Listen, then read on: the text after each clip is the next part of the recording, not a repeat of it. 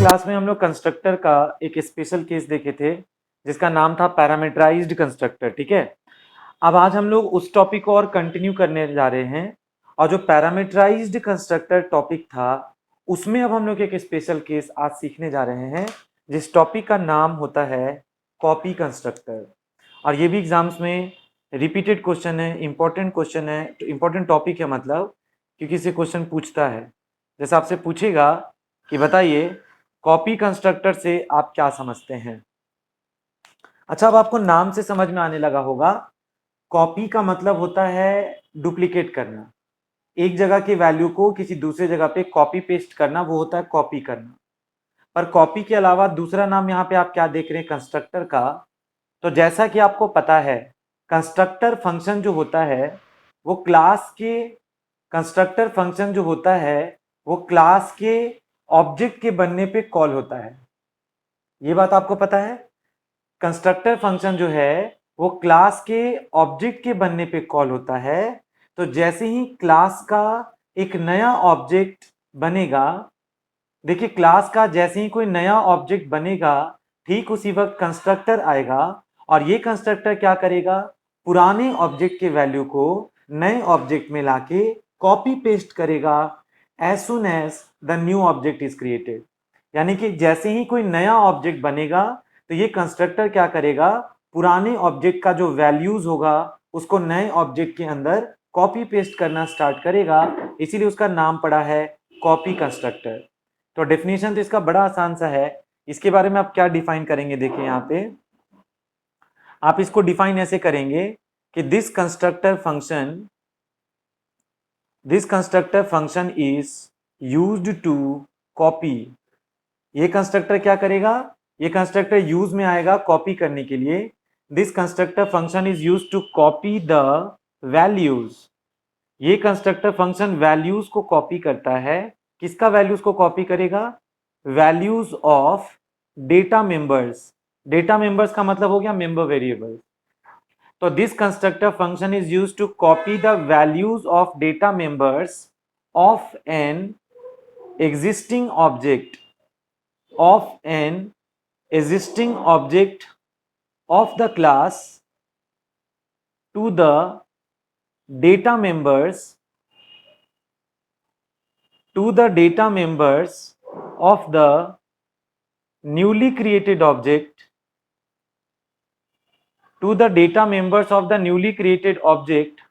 of the same class as soon as this new object is created। इसका मतलब आप समझ रहे हैं क्या बोल रहा है। देखिए कॉपी कंस्ट्रक्टर के बारे में बोला जा रहा है कि कॉपी कंस्ट्रक्टर एक ऐसा फंक्शन है which is used to copy. इस कंस्ट्रक्टर फंक्शन का वर्क समझ रहे हैं आप। ये जो कॉपी कंस्ट्रक्टर है ये क्या करेगा, कॉपी करेगा, डुप्लीकेट करेगा। क्या कॉपी करेगा, तो values of data members of an existing object of the class.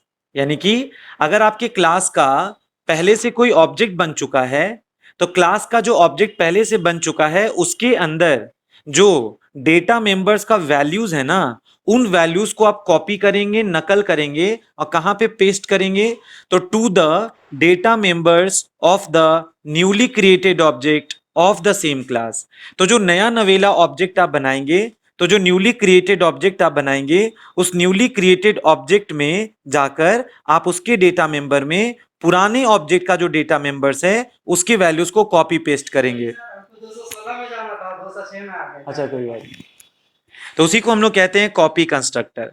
तो कॉपी कंस्ट्रक्टर फंक्शन के बारे में आप क्या सुने कि कॉपी कंस्ट्रक्टर फंक्शन एक खास तरह का फंक्शन है जो कि एक नए ऑब्जेक्ट के बनने पे कॉल होगा। अब पुराने ऑब्जेक्ट में जो डेटा मेंबर्स है उसको नए ऑब्जेक्ट में जो डेटा मेंबर्स होगा उसमें कॉपी पेस्ट करने लगेगा as soon as this new object is created. यानी जैसे ही कोई नया ऑब्जेक्ट बनेगा ठीक उस नए ऑब्जेक्ट के बनते के साथ पुराने ऑब्जेक्ट का जो डेटा मेंबर्स है वो नए ऑब्जेक्ट में कॉपी पेस्ट हो जाएगा इस कंस्ट्रक्टर की बदौलत।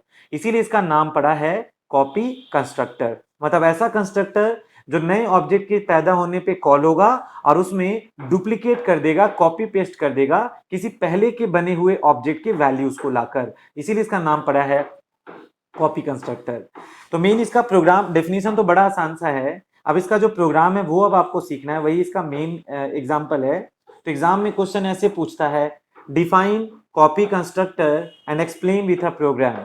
कभी क्वेश्चन आता है explain copy constructor with a suitable example, तो एग्जांपल बोलेगा ये सब टॉपिक में, तो आपको प्रोग्राम ही तो लिखना पड़ेगा, क्योंकि ये सब टॉपिक में एग्जांपल मतलब you will have to write a program. ठीक है, तो कॉपी कंस्ट्रक्टर का डेफिनेशन आप समझ गए। जब एक न्यू ऑब्जेक्ट बनेगा तो किसी पुराने ऑब्जेक्ट का जो डेटा मेंबर्स है उसको न्यू ऑब्जेक्ट के डेटा मेंबर्स में कॉपी पेस्ट करेगा, जैसे ही नया ऑब्जेक्ट बनेगा ठीक उसी वक्त। तो इसका काम डुप्लीकेट करने का है, इसीलिए आप इसको कॉपी कंस्ट्रक्टर बोल रहे हैं। तो अब इसको प्रोग्राम से चलिए हम लोग सीखते हैं। तो इसके लिए क्वेश्चन हम क्या लिख रहे हैं देखें, मेरा क्वेश्चन है write a program to, question है मेरा write a program to show the working of, write a program to show the working of, यानी आप एक प्रोग्राम लिखिए जो वर्किंग को शो करेगा। तो शो द वर्किंग ऑफ, किसका वर्किंग को शो करना है, show the working of copy constructor.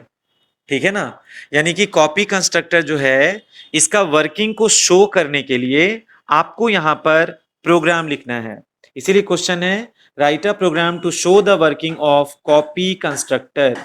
ठीक है, सिंपल सा क्वेश्चन है, आंसर इसका अब हम लोग यहां पे देखने जा रहे हैं। तो देखिए सबसे पहले आंसर लिखने के समय हम लोग यहाँ पे क्या करेंगे, यहाँ पहले तो हम लोग हेडर फाइल इंक्लूड करेंगे, हैश इंक्लूड कौन सा हेडर फाइल, istream.h। उसके बाद हम लोग अब यहाँ पे दूसरा हेडर फाइल इंक्लूड करेंगे जिसका नाम है conio.h। उसके बाद हम लोग यहाँ पे हैश इंक्लूड करेंगे अगला हेडर फाइल जिसका नाम है यहाँ पर string.h। तो string.h वही कॉपी पेस्ट करने के लिए स्ट्रिंग को एक का दूसरे में, तो string.h हेडर फाइल उसके लिए हम लोग यहाँ पे इस्तेमाल करेंगे। अब आप देखिए हम यहाँ पे क्लास बनाने जा रहे हैं, मेरे क्लास का नाम आज भी स्टूडेंट ही हम रखेंगे क्योंकि पढ़ा हुआ रहेगा तो आप जल्दी कैच करेंगे सब चीज। तो सुनो मेरे क्लास का नाम फिर से स्टूडेंट है। अब देखो स्टूडेंट क्लास में अंदर घुस के पहले हम यहाँ पे प्राइवेट सेक्शन का जिक्र करेंगे। तो क्लास का नाम मेरा स्टूडेंट हो गया और उसके अंदर जो प्राइवेट सेक्शन है उसमें हम वेरिएबल्स देखिए क्या क्या रख रहे हैं, इंट रोल, उसके बाद देखिए हम क्या लिखे हैं कैर नेम 15, उसके बाद देखिए हम क्या लिखे हैं यहाँ पे फ्लोट मार्क्स। ठीक है, तो प्राइवेट सेक्शन में घुस के रोल नेम और मार्क्स तीन मेंबर्स को आपने अपने क्लास में घोषणा किया, उसको क्रिएट किया। अब आप यहाँ पे देखिए अगला है हमारा पब्लिक सेक्शन।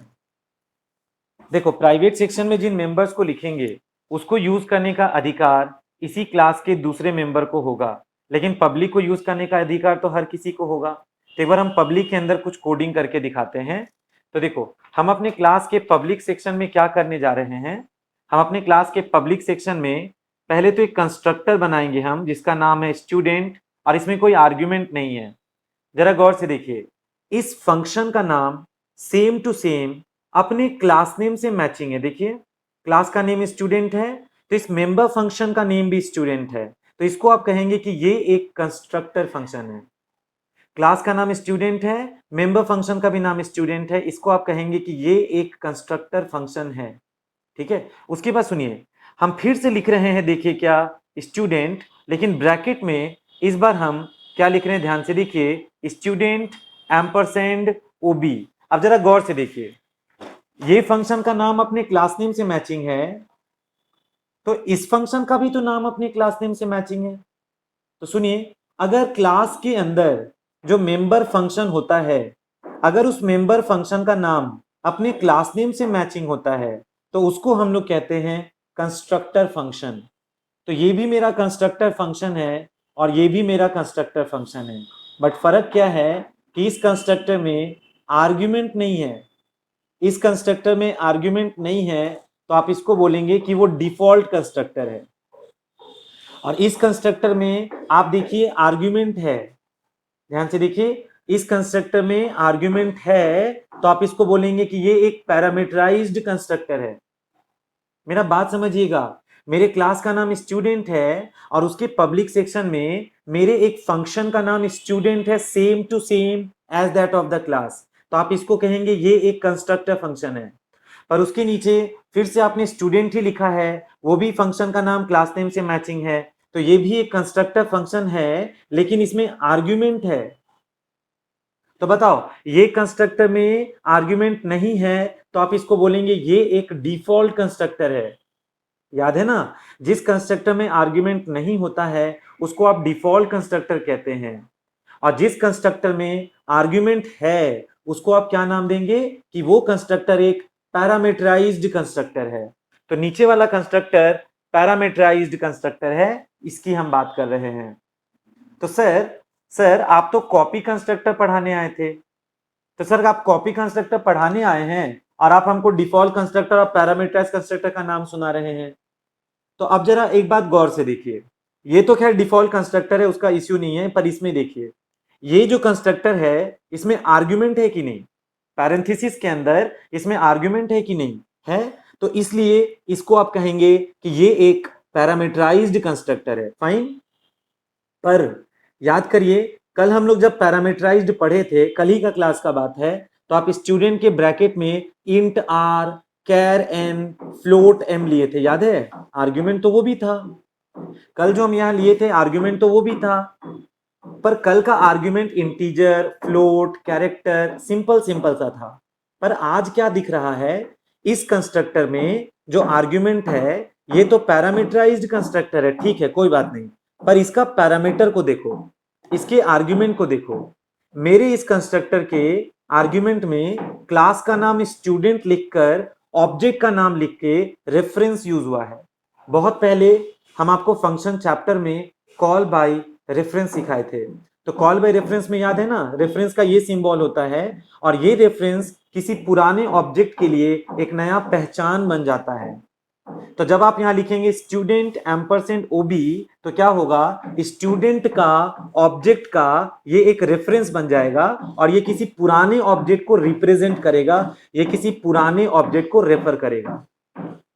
तो आर्ग्यूमेंट का फर्क है, मतलब ये पैरामीटराइज्ड एक पुराने ऑब्जेक्ट को पकड़ के लाएगा, ये रेफरेंस उसको संचालित करेगा, कंट्रोल करेगा, और नए ऑब्जेक्ट में फिर आप उसको कॉपी पेस्ट करेंगे। तो उस स्थिति में इस पैरामीटराइज्ड कंस्ट्रक्टर को आप कहने लगेंगे कि ये एक कॉपी कंस्ट्रक्टर है। यानी कॉपी कंस्ट्रक्टर बेसिकली एक पैरामीटराइज्ड कंस्ट्रक्टर ही है, जिसका काम है पहले से पुराने से ऑब्जेक्ट को पकड़ के लाना और नए ऑब्जेक्ट में कॉपी पेस्ट करना। होता तो ये पैरामीटराइज्ड है, पर इसका पर्पस है कॉपी पेस्ट करना पुराने ऑब्जेक्ट को न्यू ऑब्जेक्ट में। इसीलिए इस पैरामीटर को देखो, सिंपल पैरामीटर नहीं है इंट फ्लोट की तरह, बल्कि इस कंस्ट्रक्टर का जो पैरामीटर है वो स्टूडेंट क्लास का ही ऑब्जेक्ट को रिसीव करेगा इस रेफरेंस के द्वारा।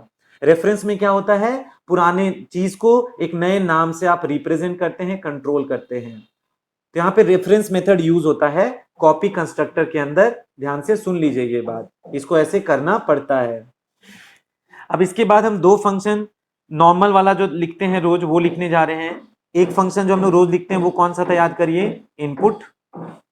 एक मेरा इनपुट फंक्शन है जो रिकॉर्ड पढ़ने में बिजी रहेगा, और एक फंक्शन हम इसमें लिखेंगे जिसका नाम है आउटपुट, जिसका काम रिकॉर्ड को डिस्प्ले करने का रहेगा।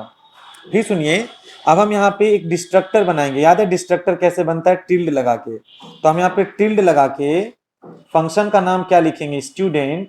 तो ये हो गया मेरा डिस्ट्रक्टर फंक्शन। और अब जाके मेरे क्लास का बाउंड्री यहाँ पर देखिए खत्म हो रहा है। तो गौर से देखिए, पहले हम हेडर फाइल लगा चुके हैं ये सब, उसके बाद हम एक क्लास बना रहे हैं। मेरे क्लास का नाम क्या है, स्टूडेंट। उसमें प्राइवेट मेंबर्स कौन कौन है, रोल, नेम, मार्क्स। अब पब्लिक मेंबर्स देखो कौन कौन है, एक तो वॉइड इनपुट फंक्शन है, एक तो वॉइड आउटपुट फंक्शन है, एक तो डिस्ट्रक्टर है। तो मेरे इस प्रोग्राम में गौर से देखिए दो कंस्ट्रक्टर है।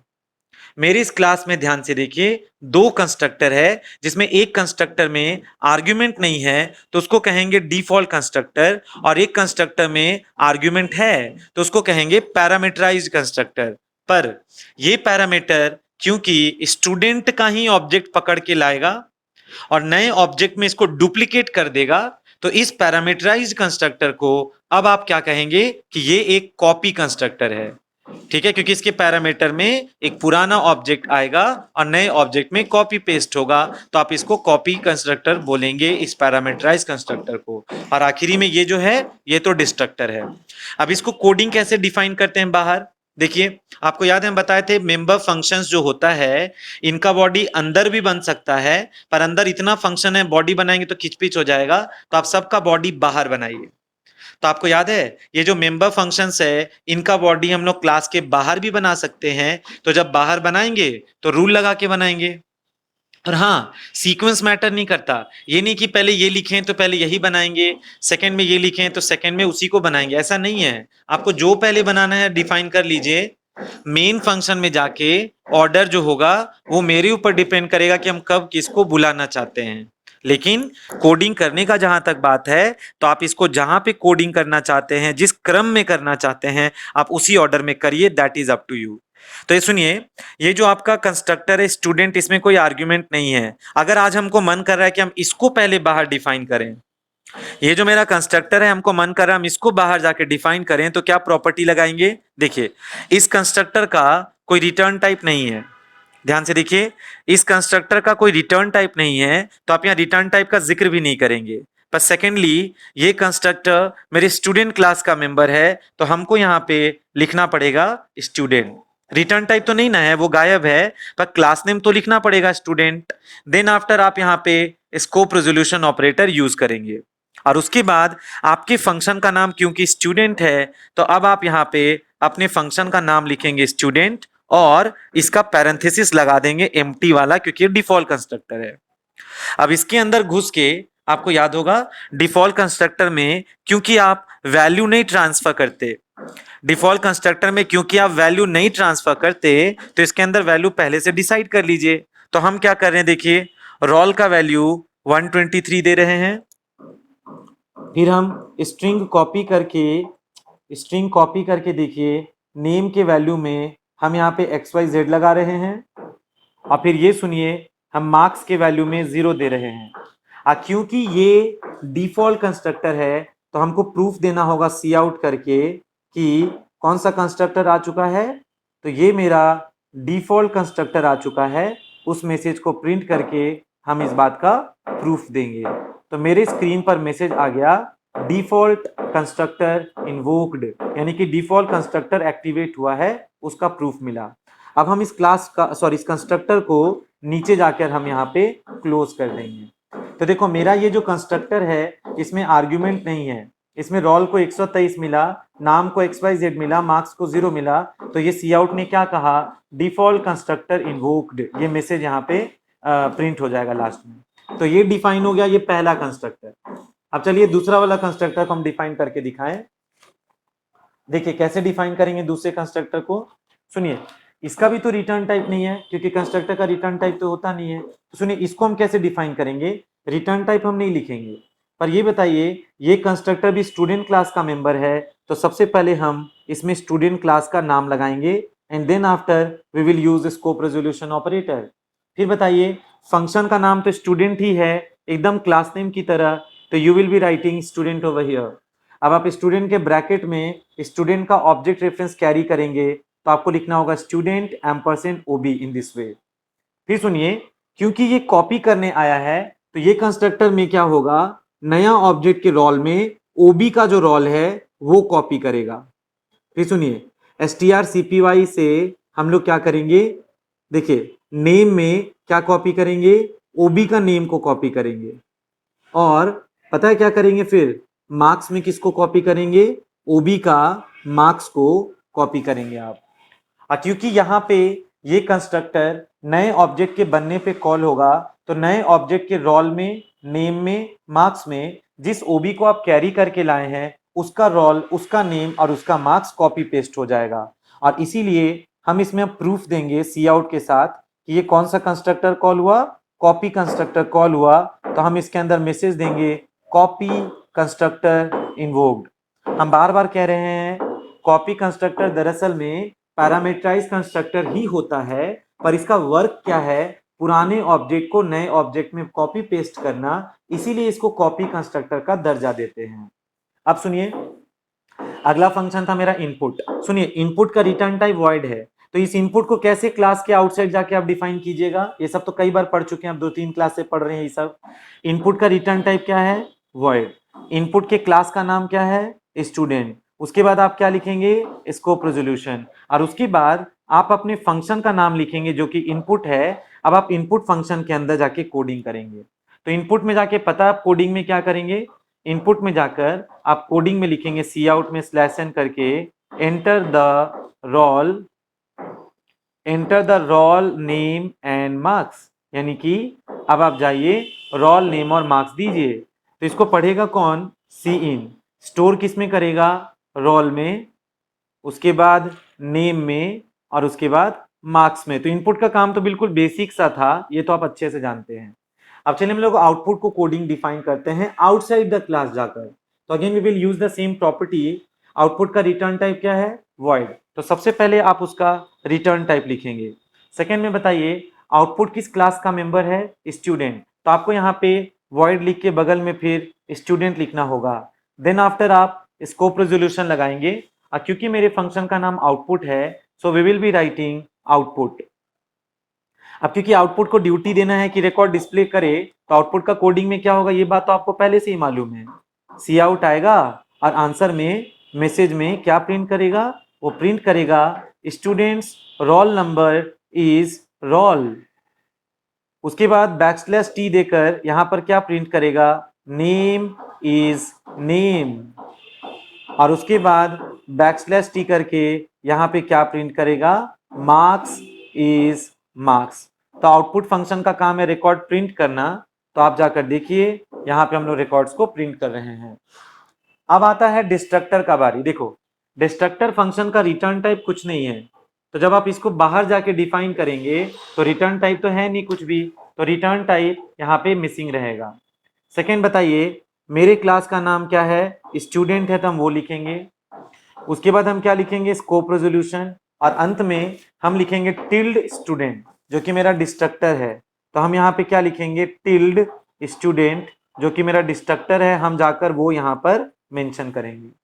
अब देखो, इस डिस्ट्रक्टर में जाके क्योंकि आपको आखिरी टाइम का वैल्यू प्रिंट करना होगा, तो ये जो सी आउट है, ये देखिए क्या प्रिंट करेगा मैसेज में, ये प्रिंट करेगा द रिकॉर्ड। कौन सा record, the record roll comma name comma marks, roll comma name comma marks, और उसके बाद यहां पर क्या लिख देगा, इज डिस्ट्रॉयड। तो बोलेगा कि आपका जो रिकॉर्ड है roll name and marks is destroyed, मतलब वो डिस्ट्रॉय हो रहा है, ये आपको बोलेगा। अब आपका डिस्ट्रक्टर फंक्शन यहां पे हो गया क्लोज। तो देखिए यहाँ पे क्लास का नाम स्टूडेंट था, इसके अंदर कंस्ट्रक्टर डिफॉल्ट हम लोग डिफाइन किए यहाँ, फिर एक कंस्ट्रक्टर पैरामीटराइज वो हम लोग डिफाइन किए क्लास के आउटसाइड जाकर यहाँ देखिए। फिर इनपुट नाम का फंक्शन है, इसको हम क्लास के आउटसाइड ऐसे डिफाइन किए।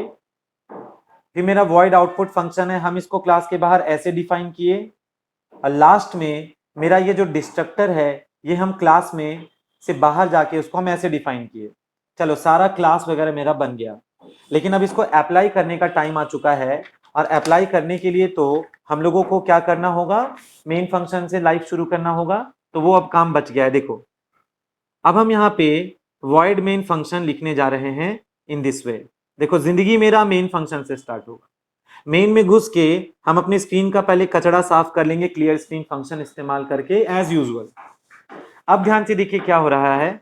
सबसे पहले हम लिखेंगे स्टूडेंट एक्स, सबसे पहले हम लिखेंगे स्टूडेंट एक्स, तो स्टूडेंट का ऑब्जेक्ट बनाएंगे एक्स के नाम से।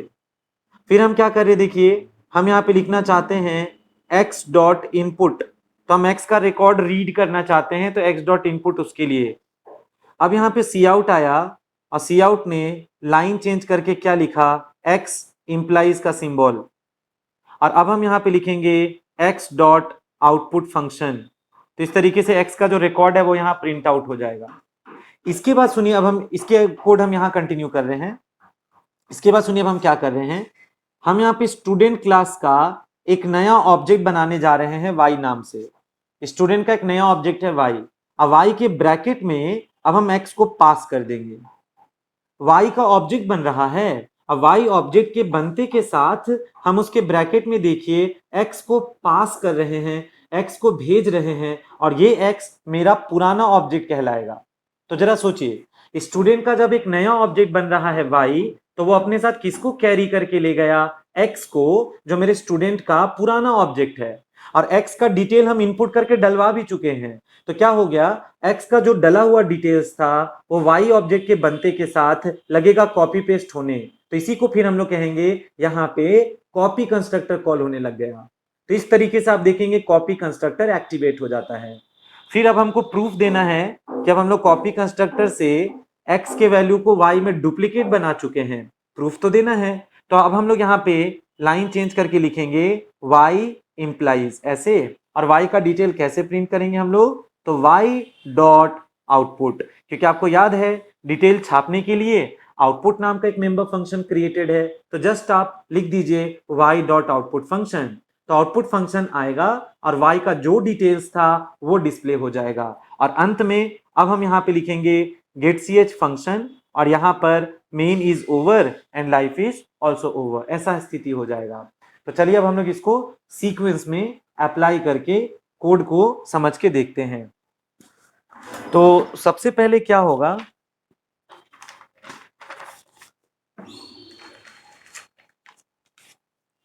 देखिए सबसे पहले क्या होगा कि हम लोग यहाँ पे क्लास तो बना ही चुके हैं, लेकिन उसके बाद अब हम लोग यहाँ पे क्या कर रहे हैं, देखिए जिंदगी को मेन फंक्शन से स्टार्ट कर रहे हैं।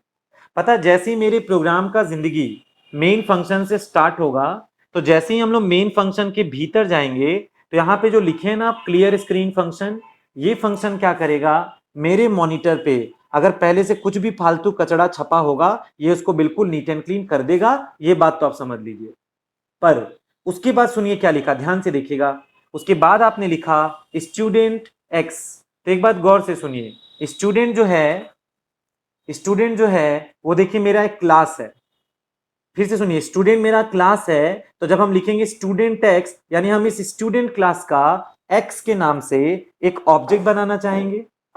तो पता है क्या होगा, जब आप स्टूडेंट एक्स करेंगे तो स्टूडेंट क्लास का जब एक्स के नाम से आप एक ऑब्जेक्ट बनाइएगा, तो मालूम क्या होगा, एक्स नाम का जो ऑब्जेक्ट बनेगा उसके अंदर, क्योंकि आपको याद है आपके स्टूडेंट क्लास के अंदर में कितना मेंबर्स वेरिएबल्स है, एक रोल है, एक नेम है, एक मार्क्स है, अब बाकी तो सारे फंक्शंस हैं। तो फंक्शंस को छोड़िए, वेरिएबल्स देखिए आपके क्लास में मेंबर वेरिएबल्स कितने हैं, उसको डेटा मेंबर्स भी कहते हैं। ओके, तो मेरे क्लास में डेटा मेंबर्स कितने हैं, 3, रोल नेम मार्क्स। तो जैसे ही आप स्टूडेंट क्लास का ऑब्जेक्ट बनाएंगे, तो उसमें ये 3 डेटा मेंबर्स को रखने का स्पेस एलोकेट हो जाएगा, यानी कि एक मेंबर के लिए जगह बन गया रोल का, एक मेंबर का जगह बन गया नेम का, और एक मेंबर का जगह बन गया मार्क्स का। तो इस ऑब्जेक्ट का नाम क्या हो गया, एक्स, क्योंकि आप स्टूडेंट एक्स करेंगे तो एक्स नाम का ऑब्जेक्ट बनेगा, और जब एक्स नाम का ऑब्जेक्ट बनेगा तो उसके अंदर 3 पार्टीशंस हो गए, 1 for roll, 1 for name, 1 for marks.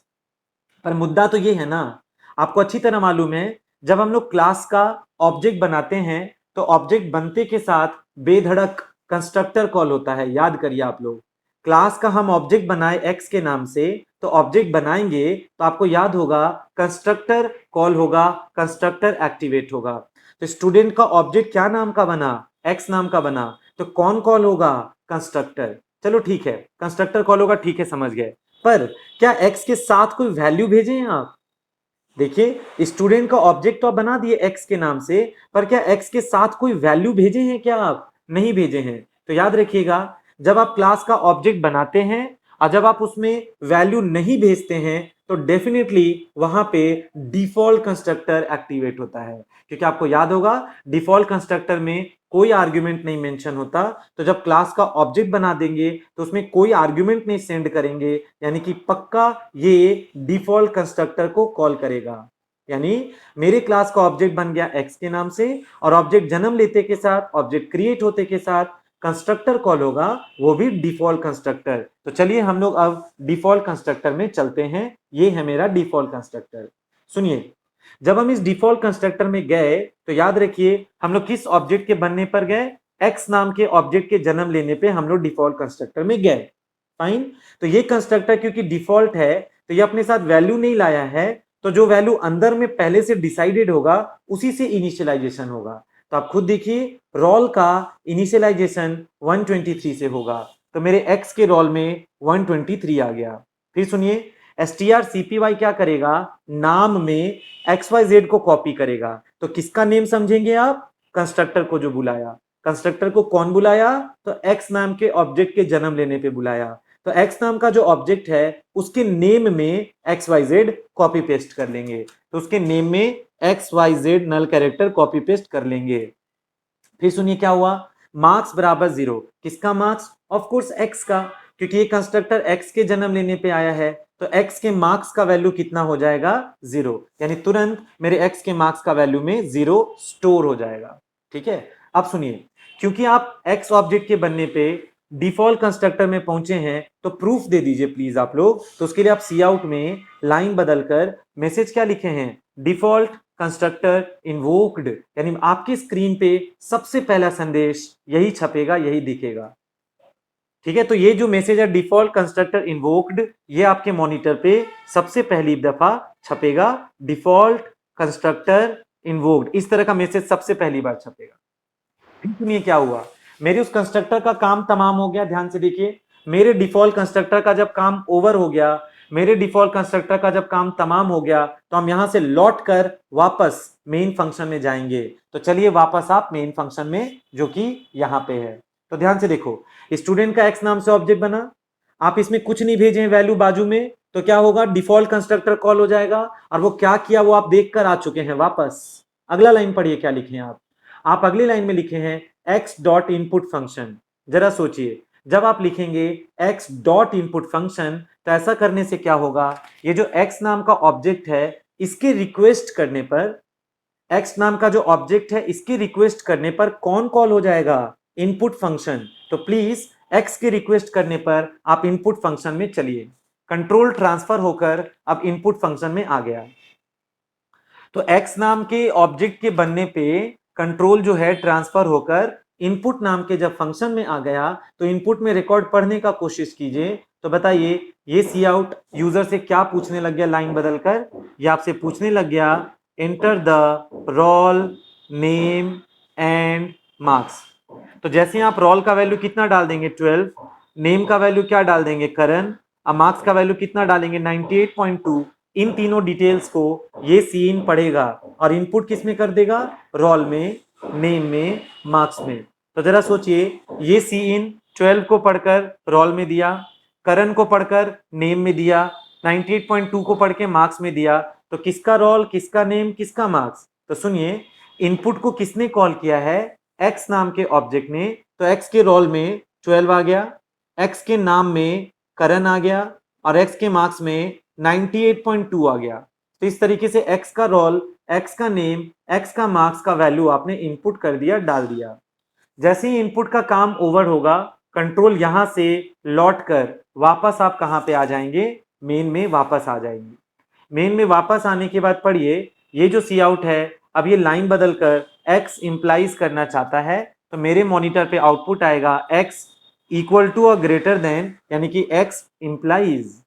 फिर सुनिए क्या लिखा, x डॉट आउटपुट फंक्शन। पता है, जब आप लिखेंगे x डॉट आउटपुट फंक्शन, तो x के कहने पर, देखिए x नाम के ऑब्जेक्ट के कहने पे जब आप आउटपुट फंक्शन को कॉल करेंगे, तो x के रिक्वेस्ट करने पे कंट्रोल जो है वो मेरे आउटपुट फंक्शन में ट्रांसफर होगा। और जब x ऑब्जेक्ट के कहने पे मेरा कंट्रोल जब आउटपुट फंक्शन में जाएगा, तो आप प्लीज आउटपुट में जाकर मैसेज देखिए कैसे यहाँ पे प्रिंट होगा। ये देखिए, आउटपुट में सी आउट ने क्या प्रिंट कर दिया, मैसेज कुछ ऐसे प्रिंट कर दिया, student's roll number is roll. तो पता है, student's roll number is roll करेंगे तो मेरे एक्स के रोल का वैल्यू में 12 है। उसी में टैब देकर क्या प्रिंट करेगा, नेम इज नेम। तो एक्स के नेम में क्या था, करण। और उसी में टैब देकर क्या लिखेगा, मार्क्स इज 98.2। ये प्रिंट हो जाएगा आउटपुट। फिर आप यहां से लौट के वापस मेन में आ जाइए। मेन में वापस आ गए और यहां तक का काम तो आप देख लिए, पर उसके बाद सुनिए क्या होगा। देखिए ध्यान से अब क्या होगा, जब आप यहां पे लिखेंगे स्टूडेंट वाई, तो सुनिए, जब आप स्टूडेंट वाई करेंगे तो वाई के नाम से एक न्यू ऑब्जेक्ट बनेगा, उसके अंदर भी वाई नाम के ऑब्जेक्ट में भी 3 टुकड़ा कटेगा, क्योंकि 3 वेरिएबल्स थे मेरे क्लास में, रोल, नेम और मार्क्स। ठीक है, अब सुनिए, जैसे ही स्टूडेंट का वाई के नाम से एक नया ऑब्जेक्ट बना, तुरंत कंस्ट्रक्टर कॉल होगा। लेकिन इस बार ध्यान से देखिए, वाई के बगल में आप एक्स को भेज रहे हैं, और ये एक्स दरअसल में एक पुराना ऑब्जेक्ट है। ठीक है, वाई नाम का नया ऑब्जेक्ट जन्म ले रहा है, और इसके जन्म लेते के साथ कंस्ट्रक्टर कॉल होगा, लेकिन आप उसमें एक्स को भेज रहे हैं जो कि पुराना ऑब्जेक्ट है। तो सुनिए, यहां पे कॉल होगा पैरामीटराइज्ड कंस्ट्रक्टर। बस आप इतना समझिए, वाई नाम का ऑब्जेक्ट क्रिएट हुआ है, तो वाई नाम के ऑब्जेक्ट बनने पे मेरा ये पैरामीटराइज्ड कंस्ट्रक्टर कॉल होगा स्टूडेंट वाला। और y के ब्रैकेट में आप किसको पास किए हैं, x को, और ये जो x है ये मेरा एक पुराना ऑब्जेक्ट है। तो x नाम का जो मेरा पुराना ऑब्जेक्ट है, ये पता है कहां पे जाएगा। तो y के ऑब्जेक्ट के बनने पे जब आप इस पैरामीटराइज कंस्ट्रक्टर में पहुंचे थे, तो यहां पे देखिए स्टूडेंट का ऑब्जेक्ट का हम एक रेफरेंस लिए हैं। ये निशान याद है, रेफरेंस के लिए था, स्टूडेंट ऑब्जेक्ट रेफरेंस है ये।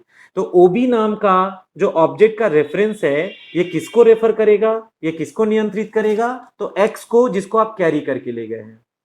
ठीक है, तो वाई नाम का ऑब्जेक्ट बन गया, और एक्स को आप कैरी करके ले गए जो पुराना ऑब्जेक्ट है। तो वाई के लिए ये कंस्ट्रक्टर कॉल हो गया, और ओबी रेफर करा। तो देखिए, हम ये कह रहे थे अब आपको कि स्टूडेंट क्लास का y के नाम से जब हम एक न्यू ऑब्जेक्ट क्रिएट करेंगे, तो y का मेमोरी हम अलग से ऐसे बना रहे हैं, देखिए। और एक और बात, जब क्लास का ऑब्जेक्ट बनेगा तो जैसा कि आपको पता है कि वहां पर कंस्ट्रक्टर फंक्शन कॉल होगा। ठीक है, तो सुनो, जब y नाम का ऑब्जेक्ट बना, मान लीजिए आप इसके बगल में कुछ नहीं लिख रहे, आप स्टूडेंट क्लास का y के नाम से ऑब्जेक्ट बनाए और कुछ नहीं भेज रहे हैं साथ में, तो पता है यहां पे फिर डिफॉल्ट कंस्ट्रक्टर कॉल हो जाएगा। तो आप ना प्लीज ये प्रोसेस समझिए, जब क्लास का ऑब्जेक्ट बनता है तो कंस्ट्रक्टर कॉल होता है, and if you are not passing anything at the time of object creation, तो उस समय डिफॉल्ट वाला कंस्ट्रक्टर कॉल हो जाता है। अब देखो, आज हम क्या कर रहे हैं, स्टूडेंट क्लास का y के नाम से जब एक हम न्यू ऑब्जेक्ट बना रहे हैं, तो हम चाहते हैं क्या, जो मेरा पहले से पुराना एक ऑब्जेक्ट है x, उसको कॉपी करके ले जाए और उसको y में फोटो कॉपी करवा दें। अच्छा सोच के देखिए, जब आप जेरोक्स दुकान में जाके फोटो कॉपी कराने को जाते हैं, तो आप एक ओरिजिनल नोट्स लेके जाते हैं ना साथ में, तब ना फिर नए पेज पे उसको कॉपी करके आपको मिलता है। तो आपके पेज में वही कंटेंट आ जाता है जो ओरिजिनल नोट्स में है, लेकिन ओरिजिनल नोट्स ले जाएंगे तब ना वो जेरोक्स वाला फोटो कॉपी करके आपको एक न्यू कॉपी देगा, समथिंग लाइक दैट। यानी कि सुनिए, स्टूडेंट का एक नया ऑब्जेक्ट बन रहा है y, तो y का एक नया ऑब्जेक्ट बना, और जैसे ही क्लास का एक न्यू ऑब्जेक्ट बनेगा, तो बिना आपको प्रायर नोटिस दिए कंस्ट्रक्टर कॉल होगा। और जब y नाम का ऑब्जेक्ट बना, जब कंस्ट्रक्टर कॉल हुआ, तो क्योंकि आप y के बगल में x नाम के एक पुराने ऑब्जेक्ट को पास कर रहे हैं, तो y ऑब्जेक्ट बनने पर जब x नाम के एक पुराने ऑब्जेक्ट को क्योंकि आप पास कर रहे हैं, तो यहां पे पैरामीटराइज्ड कंस्ट्रक्टर कॉल होगा, वो पैरामीटराइज्ड जो कि एक ऑब्जेक्ट को रिसीव करने के लिए आपने बनाया है। तो सुनिए, जब हम स्टूडेंट क्लास का ऑब्जेक्ट बनाए y, तो हम x को भेज रहे हैं जो कि एक पुराना ऑब्जेक्ट है। तो y नाम का ऑब्जेक्ट बनेगा तो कंस्ट्रक्टर कॉल होगा, और कंस्ट्रक्टर में वैल्यू भेजते हैं तो याद करिए पैरामीटराइज्ड कंस्ट्रक्टर कॉल होता है। तो मेरा ये पैरामीटराइज्ड कंस्ट्रक्टर कॉल होगा, लेकिन पैरामीटर देखो इंट फ्लोट नहीं है। y के जन्म लेने पे, मेरा बात ध्यान से सुनिए, y ऑब्जेक्ट नया नवेला बन रहा है, तो y ऑब्जेक्ट के बनने पे, क्रिएट होने पे, ये वाला कंस्ट्रक्टर कॉल हुआ, और अपने साथ जिस पैरामीटर को वो लाया, वो पैरामीटर कौन था, x था। और x कोई इंट फ्लोट नहीं है, देखो मेरा x स्टूडेंट का एक पुराना ऑब्जेक्ट है। तो जब x को आप भेजेंगे, तो x जो है वो पता है किसके पास आएगा, देखिए x स्टूडेंट टाइप का है, तो स्टूडेंट का ऑब्जेक्ट रेफरेंस आपने लिया है ओबी। तो स्टूडेंट का जो ऑब्जेक्ट रेफरेंस है ओबी, पता है ये ओबी नाम का ऑब्जेक्ट रेफरेंस, पता है ये किसको रिप्रेजेंट करने लग गया, एक्स को रिप्रेजेंट करने लग गया। तो एक्स नाम का जो ऑब्जेक्ट था, एक सेकेंड रुके, ये जो एक्स नाम का ऑब्जेक्ट था, इसको पता है कौन रेफर करने लग गया, ये ओबी। सुनिए, वाई नाम के ऑब्जेक्ट के बनने पे, वाई नाम के ऑब्जेक्ट के बनने पे ये कंस्ट्रक्टर आया, ठीक है, और मतलब नया ऑब्जेक्ट के बनने पे ये कंस्ट्रक्टर आया, ठीक है, और अपने साथ वो किसको लाया, एक्स को लाया। तो जब वो एक्स को लाया तो एक्स को पकड़ा कौन, स्टूडेंट का ऑब्जेक्ट का रेफरेंस उसको पकड़ा। तो ऑब्जेक्ट का रेफरेंस का नाम ओबी है, तो ये ओबी क्योंकि एक्स को पकड़ा, तो सुनिए एक्स को अब हम लोग ओबी से रेफर करेंगे। रेफर करने का मतलब आप समझ रहे हैं, एक्स नाम का जो पुराना ऑब्जेक्ट है वो वही रह जाएगा, सिर्फ हम उसको एक नया पहचान दे रहे हैं, नया कंट्रोल दे रहे हैं। अब हम ओबी ओबी करेंगे तो आप एक्स को ही देखिएगा, क्योंकि ओबी यहां रेफरेंस है और ओबी नाम का रेफरेंस स्टूडेंट के ऑब्जेक्ट एक्स को रेफर करने लग गया, तो एक्स का नया नाम यहां पर ओबी समझा जाएगा। और एक बात ध्यान से सुनिए, ये कंस्ट्रक्टर वाई ऑब्जेक्ट के कहने पे कॉल हुआ है, तो वाई के कहने पे जब ये कंस्ट्रक्टर कॉल हुआ तो स्टूडेंट का रेफरेंस ओबी एक्स को रेफर करने लगा। अब आप क्या करेंगे, स्टूडेंट कंस्ट्रक्टर में घुस के अंदर ध्यान से देखिए क्या लिखे हैं, आप लिखे हैं रोल बराबर ओबी डॉट रोल। ध्यान से सुनिए, रोल बराबर ओबी डॉट रोल। जरा याद कीजिए, इस कंस्ट्रक्टर को वाई ने कॉल किया है, इस कंस्ट्रक्टर को याद कीजिए, y नाम के एक न्यूली क्रिएटेड ऑब्जेक्ट ने कॉल किया है, तो y ने इसको कॉल किया तो रोल y का होगा। तो y के रोल में देखिए कौन कॉपी हो रहा है, OB का रोल, और OB किसको रेफर किया था, x को। तो OB का रोल का मतलब हो गया x का रोल y के रोल में कॉपी हो जाएगा, जैसे ही y बनेगा ठीक उसी वक्त। तो इसका रोल 12 इसमें आके कॉपी हो गया। अब आप सुनिए, strcpy तो स्ट्रिंग कॉपी करता है, तो सुनिए नेम में ओबी डॉट नेम कॉपी हुआ, तो ओबी डॉट नेम कहने का मतलब क्या, देखिए ओबी डॉट नेम कहने का मतलब क्या, एक्स का नेम। तो एक्स के नेम में कौन है, करण, तो करण किस में कॉपी हो गया, नेम में। तो किसका नेम, वाई का, क्योंकि ये कंस्ट्रक्टर वाई ने कॉल किया तो वाई के नेम में ओबी का नेम, और ओबी का नेम मतलब एक्स का नेम कॉपी हो जाएगा, तो इसके नेम में करण कॉपी हो जाएगा नल कैरेक्टर के साथ। लास्ट पढ़े, मार्क्स में कितना आ गया, ओबी डॉट मार्क्स। जरा सोचो, ओबी रेफर कर रहा था एक्स को, तो अगर हम ओबी डॉट मार्क्स कहेंगे तो इसका मतलब होगा एक्स का मार्क्स। तो एक्स का मार्क्स किस में कॉपी हो रहा है, मार्क्स में। तो किसका मार्क्स, इस कंस्ट्रक्टर को बुलाया था वाई, तो वाई के मार्क्स में ओबी का मार्क्स कॉपी हो गया, तो वाई के मार्क्स में देखिए 98.2 आ गया। अब एक बात सुनिए, वाई ऑब्जेक्ट जैसे ही जन्म लिया तो कंस्ट्रक्टर आया, वो कंस्ट्रक्टर क्या किया, वाई के वेरिएबल्स को पहली दफा वैल्यू सौंपा। सुनो, y के बनने पे y के लिए कंस्ट्रक्टर आया, y के वेरिएबल्स को पहली बार इनिशियलाइज किया, पहली बार वैल्यू सौंपा। ये तक तो बात ठीक है, पर सौंपा जो है ना वैल्यू, वो किसी दूसरे ऑब्जेक्ट का नकल कर करके सौंपा। मतलब नया ऑब्जेक्ट बना y, कंस्ट्रक्टर आया, नया ऑब्जेक्ट का इनिशियलाइज किया, लेकिन पुराने ऑब्जेक्ट में जो वैल्यू है उसका नकल करके इनिशियलाइज किया, इसीलिए इसको कॉपी कंस्ट्रक्टर बोलने लगते हैं। यानी नया का तो इनिशियलाइजेशन हो रहा है, लेकिन पुराने ऑब्जेक्ट की मदद से हो रहा है, इसीलिए इसको कॉपी कंस्ट्रक्टर का दर्जा देते हैं। पर कॉपी तो हो गया ना, तो देखो ये सी आउट क्या कंफर्मेशन देगा, कॉपी कंस्ट्रक्टर इन्वोक्ड। यानी अब आपके मॉनिटर पे एक मैसेज छप जाएगा कि कॉपी कंस्ट्रक्टर इन्वोक्ड, यानी कॉपी कंस्ट्रक्टर इन्वोक हुआ है, ये प्रूफ आपको मिल गया। फिर सुनिए, इसका काम तमाम हो गया, अब आप यहां से लौट कर वापस मेन फंक्शन में आ जाइए। अब आपको प्रूफ देना है कि x जाके y में डुप्लीकेट हो चुका है, प्रूफ देना है। तो देखिए सी आउट आया, लाइन बदलकर y equal to greater than, यानी y इंप्लाइज छापा, तो आंसर में आएगा y इंप्लाइज। फिर सुनिए, अब हम लोगों ने y के द्वारा आउटपुट को कॉल किया। पता है, जब आप y ऑब्जेक्ट के लिए आउटपुट फंक्शन को कॉल करेंगे तो मेरा कंट्रोल आउटपुट फंक्शन में y के कहने पे चला जाएगा। प्लीज आउटपुट में घुस के देखिए, ये सी आउट क्या प्रिंट करेगा, लाइन चेंज करके, student's roll number is roll. तो पता है मेरे मॉनिटर पे कौन सा मैसेज प्रिंट होगा, मेरे मॉनिटर पे प्रिंट होगा student's roll number is what, roll. तो बताइए इसको कौन कॉल किया था, वाई, तो वाई का रोल नंबर में 12 है, तो यहाँ पे 12 प्रिंट हो गया। देन आफ्टर आप टैब देंगे, आप प्रिंट करेंगे नेम इज नेम, तो इसमें टैब देने के बाद लिखेंगे name is name, so what is the value of Y का नेम, तो वाई के नेम का वैल्यू है Karan. And then after tab देकर क्या लिखेंगे, मार्क्स इज मार्क्स, तो अब इसके बाद अब हम लोग टैब देकर मैसेज लिखेंगे मार्क्स इज मार्क्स, तो वाई के मार्क्स में 98.2 है। तो जरा सोचो, y में एग्जैक्टली वही डिटेल प्रिंट हो रहा है जो x में आपने एक टाइम पे सौंपा था, और x जाकर y नाम के ऑब्जेक्ट में कॉपी हो चुका है, ये मैसेज को छाप के आपने ये प्रूफ दे दिया। अब सुनिए क्या हुआ, आउटपुट का काम तमाम हो गया। अब आप लौट कर वापस ये देखिए मेन फंक्शन में आ चुके हैं। अंत में देखो क्या लिखा है, गेट सी एच फंक्शन। पता है ये गेट सी एच फंक्शन क्या करेगा, ये गेट सी एच फंक्शन मेरे आउटपुट विंडो को होल्ड कर लेगा, मेरे आउटपुट स्क्रीन को होल्ड किए रहेगा, और जब आप की प्रेस करेंगे तभी ये स्क्रीन गायब होगा। लेकिन अब एक बात सुनिए, गेट सी एच स्क्रीन को तो पकड़ के रख लिया, आप जब कोई की दबाएंगे तब ये स्क्रीन छूटेगा।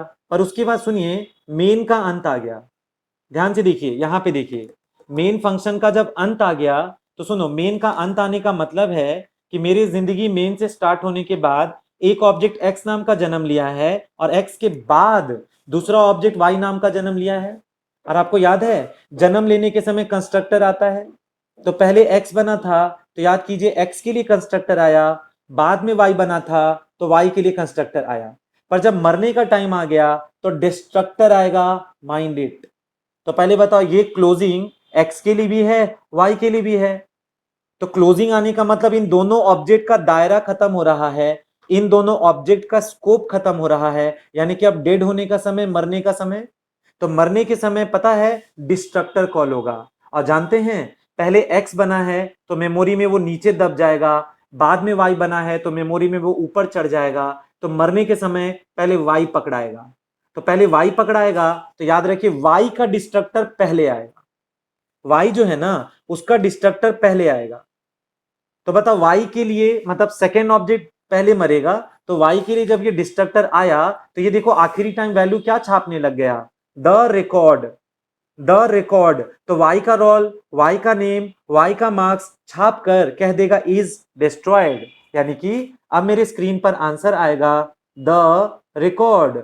तो बताओ वाई के रोल में कौन है 12, कॉमा वाई के नेम में कौन है करण, कॉमा वाई के मार्क्स में क्या है 98.2 इज डिस्ट्रॉयड। ये मैसेज छप जाएगा आपके मॉनिटर पे इसके मदद से। और उसके बाद क्या होगा कि आपका ये जो वाई का मेमोरी है वो फ्री हो जाएगा, क्योंकि डिस्ट्रक्टर इस मेमोरी को लास्ट में फ्री करता है। भले वो आपको नजर नहीं आएगा, पर आप ये मानिए कि मेमोरी इंटरनली फ्री हो गया होगा वाई वाला।